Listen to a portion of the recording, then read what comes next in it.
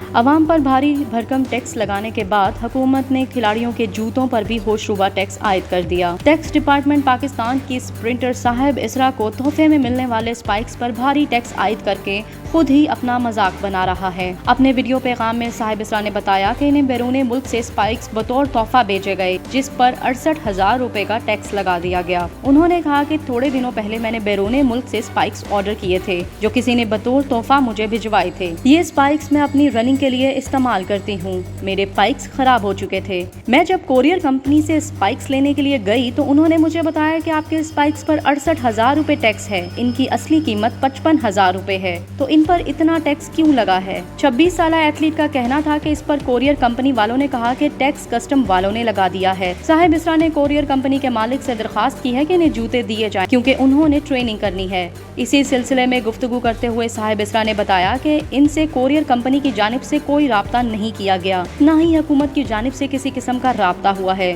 مجھے یہ پریشانی ہے کہ اسپائکس اگر نہ لیے تو انہیں کوریئر کمپنی کی جانب سے کہیں کنٹینر میں نہ پھینک دیا جائے اور کوئی انہیں نہایت کم داموں نہ خرید لے۔ صاحب اسرا 34ویں نیشنل گیمز میں وابڈا کی نمائندگی کرتے ہوئے سونے کے 2 تمغے اپنے نام کر چکی ہیں۔ پاکستانی ایتھلیٹ کا کہنا ہے کہ کوریئر کمپنی والوں کو لگا ہوگا کہ کسی امیر شخص نے جوتے منگوائے ہوں گے تو اس نے ان کی قیمت ادا کی ہے تو وہ ٹیکس بھی دے گا، لہٰذا کوریئر کمپنی والوں نے انہیں لگژری آئٹم میں ڈال دیا ہے۔